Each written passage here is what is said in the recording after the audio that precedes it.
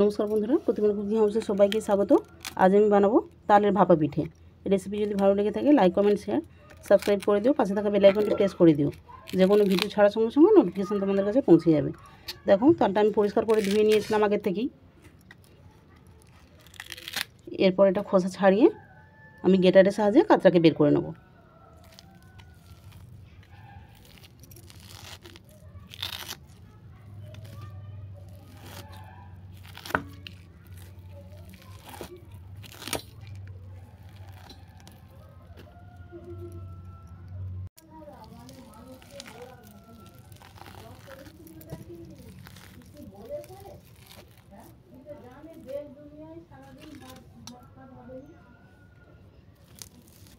দেখো, তালের খোসাগুলো ছাড়ানো হয়ে গেছে। এরপর আমি গ্রেটারের সাহায্যে তালের কাতরাকে বের করে নিচ্ছি।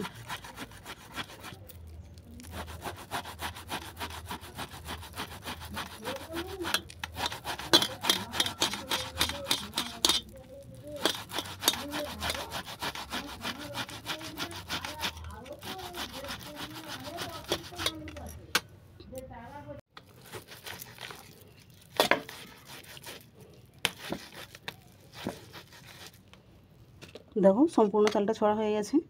গ্রেটারের সাহায্যে তাল ছড়লে কি হয়, যে রোঁয়াগুলো থাকে না, অপর দিকে রোঁয়াগুলো আটকে যায়। দেখো, এগুলো আলাদা করে আর ছাঁকতে হয় না, সব রোঁয়াগুলো এই ওপর দিকে রয়ে গেছে।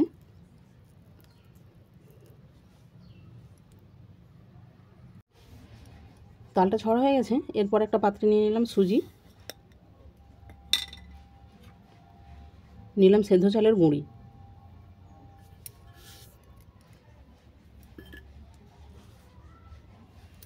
দিলাম স্বাদ মতো লবণ,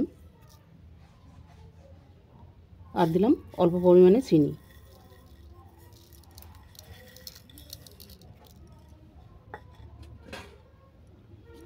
এটির সঙ্গে নিয়ে নিচ্ছি তালের কাত।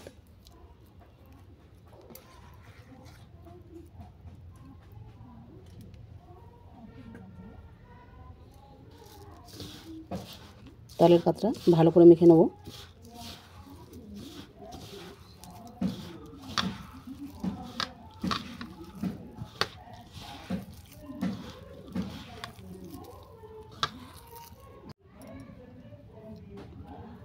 সমস্ত কিছু ভালো করে মেখে নেওয়ার পর দিয়ে দিচ্ছি পরিমাণ মতো জল।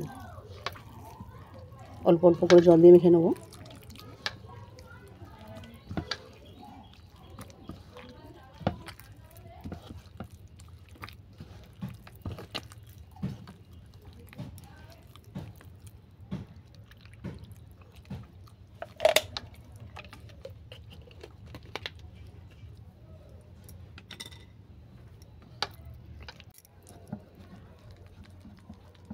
দেখো, তালের ব্যাটারটা রেডি হয়ে গেছে। খুব নরমও না, আবার খুব টাইটও না। দেখো, এইভাবে ব্যাটারটা রেডি করেছি। এটা 10 মিনিট রেস্টে থাক, ততক্ষণ আমি নারকেলের পুরটা বানিয়ে নেব। একটা ডিশ ঢেকে দিলাম। কড়ার মধ্যে দিয়ে দিলাম চিনি, অল্প পরিমাণে জল। এটাকে ক্যারামেল বানিয়ে নেব।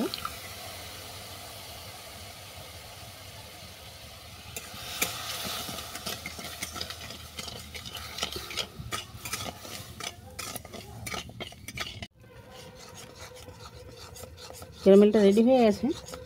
এর মধ্যে দিয়ে দিচ্ছি কোরানো নারকেল।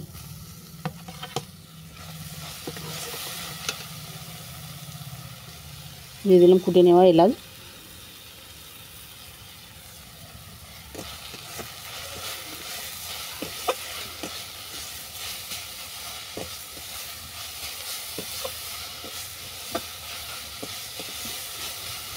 তোমাদের কাছে যদি গুড় থাকে, তাল গুড় কিংবা আখের গুড়, সেই ক্ষেত্রে গুড় এই পুরের সঙ্গে ব্যবহার করতে পারো।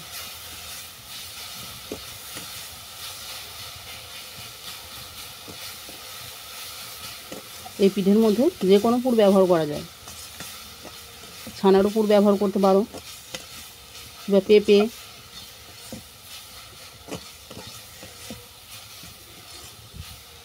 দেখো, পুর রেডি হয়ে গেছে। চলো এটাকে নামিয়ে নিচ্ছি।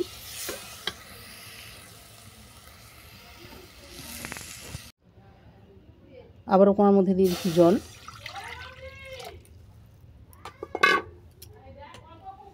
এর মধ্যে বসিয়ে দিলাম একটা স্ট্যান্ড।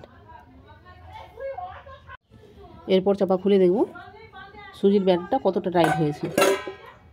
দেখো সুজি ফুলে গিয়ে অনেকটাই টাইট হয়ে আছে।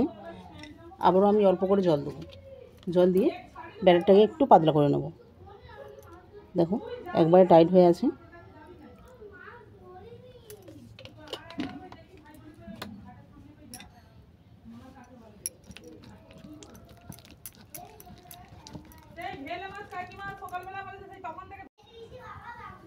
একটা কাঁচির মধ্যে আমি পিঠেটা ভাপতে দেবো।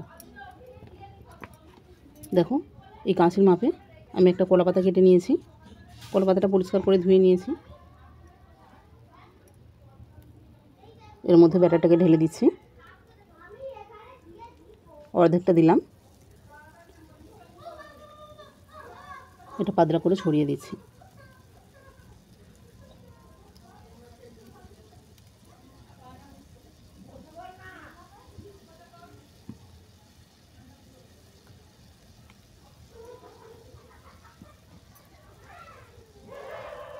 এর মধ্যে দিয়ে দিচ্ছি নারকেলের পুর।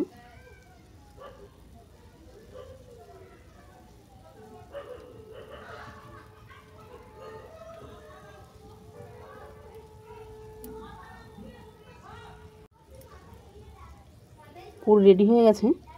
দেখো পাতলা করে পুরটা দিয়ে দিয়েছি। আবারও এর মধ্যে পাতলা করে ব্যাটারটা দেবো। খুব যেন না মোটা না হয়।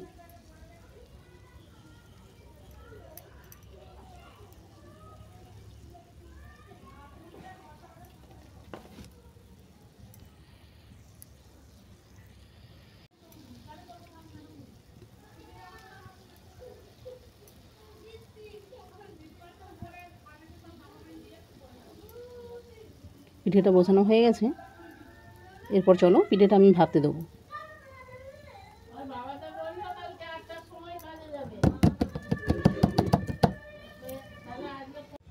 জলটা ফুটে গেছে। পিঠেটাকে আমি ভাপতে দিচ্ছি এর মধ্যেই।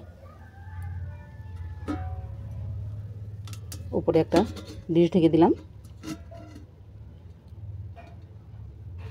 এটা 20 মিনিট ভাপতে থাক। 20 মিনিট পর আমি চাপা খুলে দেখব।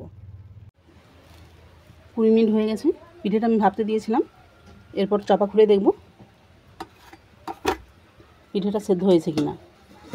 20 মিনিটের বেশি হয়ে গেছে, কারণ বামুন ঠাকুর চলে এসেছিলো, যার কারণে এখান থেকে উঠে গেছিলাম।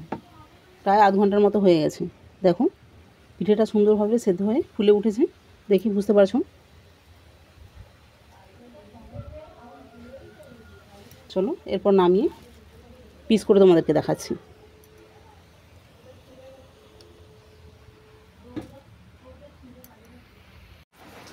পিঠে ঠান্ডা হয়ে গেছে। ছুরি দিয়ে আমি এই সাইডগুলো ছাড়িয়ে দিচ্ছি।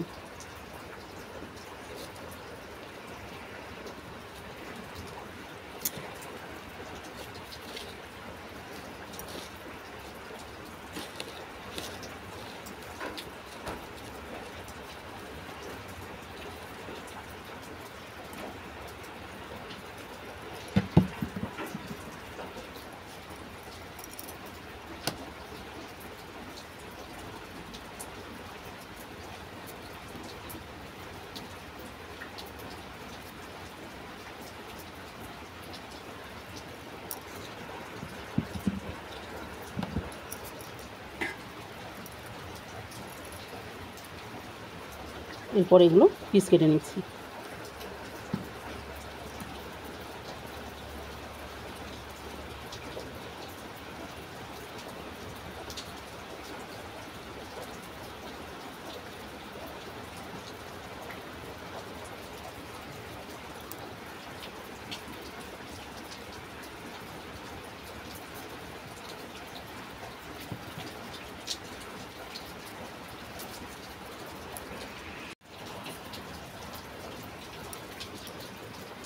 দেখো পিঠেগুলো সব পিস করা হয়ে গেছে। এরপর চলো প্লেটে সাজিয়ে দেখাচ্ছি। দেখো পিঠেগুলো কী দারুণ হয়েছে না। লুকটা খুব সুন্দর হয়েছে। তবে শেয়ার করতে বলবো না, এই পিঠে অনেকেই বানিয়েছে। যদি ভালো লেগে থাকে চ্যানেলটাকে অবশ্যই সাবস্ক্রাইব করে দিও।